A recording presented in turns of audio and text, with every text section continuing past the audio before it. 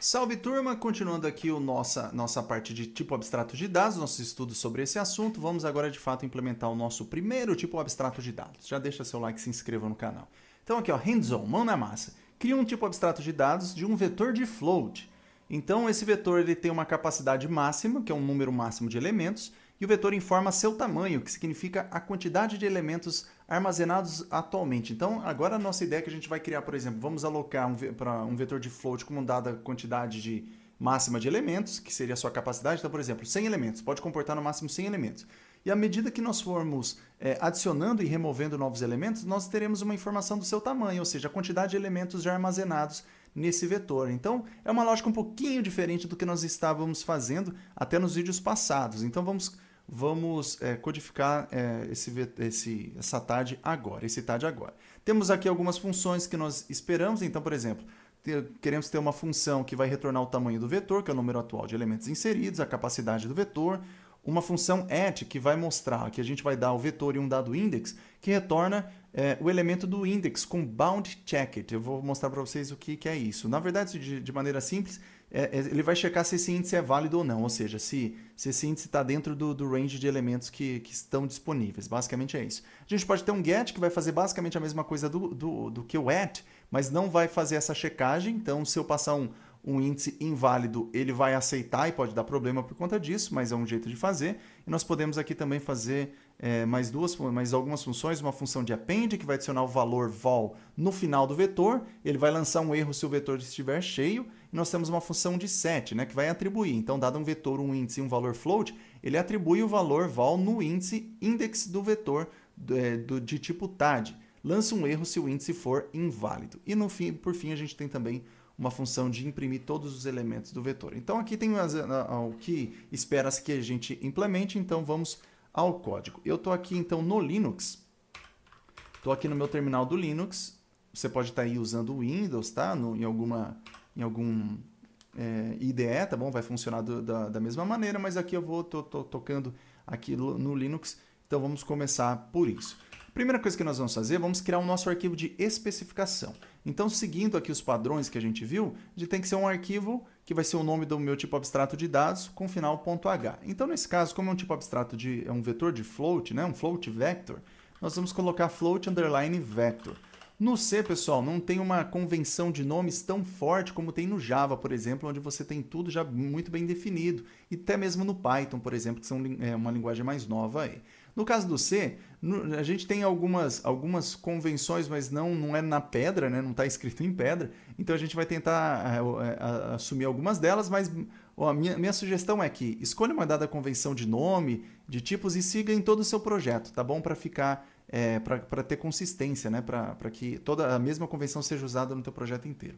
Para isso, a gente vai colocar que os nomes dos nossos tipos abstratos de dados serão em minúsculo e cada palavra será separada por um underline, aqui um underscore. Vamos seguir dessa primeiro jeito. Então, muito bem, nós vamos ter aqui o nosso arquivo, o nosso cabeçalho. Deixa eu aumentar aqui rapidamente o tamanho da fonte. Muito bem, aumentei aqui o tamanho da fonte, acho que vai tá legal aqui para vocês verem, acho que tá bom. Então vamos lá, primeira coisa que a gente tem que fazer, ó, deixa eu até colocar aqui ó, as especificações aqui do lado. Então muito bem, tem as especificações aqui do lado, na verdade o passo a passo que a gente tem que fazer, o que tem que ser feito, e nós vamos aqui no nosso primeiro arquivo de cabeçalho definir as especificações. Então uma primeira coisa que a gente vai fazer vai ser definir um tipo de dados aqui, ó. Então, na verdade, a gente vai definir aqui, ó, a gente poderia fazer o seguinte, né? Typedef, definir uma struct, como a gente tinha feito nos vídeos passados, a gente poderia ter uma struct chamada float vector, e aqui a gente definiria as coisas do float vector e colocaria aqui um float vector, né? A gente viu exatamente esse tipo de convenção nos vídeos passados. Nesse primeiro momento a gente vai fazer dessa forma, já vou mostrar um outro jeito de fazer. Então, o que espera-se que tenha? O vetor ele tem que ter uma capacidade máxima, então vamos chamar de capacity. Tem que ter um tamanho. E o que ele tem que ter, pessoal, é de fato o vetor de dados, né, que é um vetor de float. Então, a gente vai ter um pointer float aqui, um vetor de float, pode ser assim, né? Ou você, aí fica a teu código, né? Onde que você, tua preferência, onde que você vai colocar o asterisco, pode ser dessa maneira. Então, aqui nós temos, então, a nossa definição de estruturas, da estrutura do vetor que nós queremos. Então, definimos uma estrutura aqui, float vector, e nós acabamos de dar um nome, né, um novo tipo, um alias, para essa estrutura que agora chama float vector. Então, esse é o primeiro passo. As outras coisas que nós precisamos fazer é colocar aqui as definições das funções, tá? Aqui nesse arquivo. Então, eu vou pausar o vídeo aqui, eu já tenho na minha colinha para facilitar, eu vou colocar todas as assinaturas das funções de acordo com o que está aqui. Muito bem, tem aqui as especificações, tá bom? Que eu já dei um copy-paste. Aqui eu acabei adicionando algumas coisinhas a mais, por exemplo, aqui nos nossos slides não tem a parte de criação e de desalocação do nosso vetor de floats, então eu coloquei aqui a mais que nós vamos implementar isso aqui também, tá bom? Então tá aqui nosso arquivo. Então esse, pessoal, seria o nosso arquivo inicial de especificação. Então, basicamente, a gente define uma estrutura, né, de dados que nós vamos manipular, no caso seria um vetor de floats, e aqui a gente tem as assinaturas das funções que nós queremos trabalhar aqui. Então, create, destroy, size, capacity, add, get, append, set e print. Então, a gente tem dessa maneira. O último detalhe que nós temos aqui é o seguinte: no geral, se vocês procurarem na internet ou nos livros, eles vão falar para vocês esconderem a implementação da estrutura de dados, ou seja, como esse tipo de abstrato de dados, no caso essa estrutura de dados que está dentro desse tipo abstrato de dados, essa struct, ela é implementada. Então seria essa representação aqui.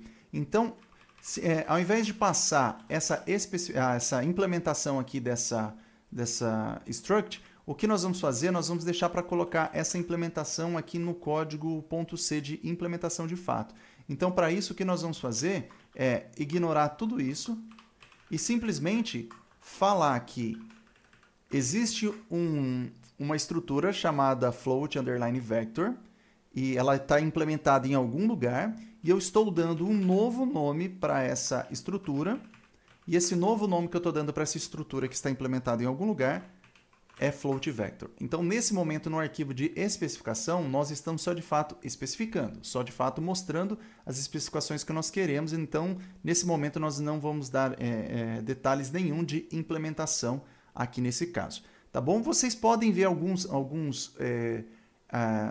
materiais na internet que vão sugerir para você colocar a implementação, ao menos a implementação da sua struct aqui também, tá? Mas eu vou seguir o modelo mais clássico, que é deixar todas as implementações de fato no arquivo .c e todas as especificações aqui no arquivo .h. Então, nesse primeiro momento, a gente tem uma primeira versão do nosso arquivo de especificação, nosso header, nosso float underline vector.h.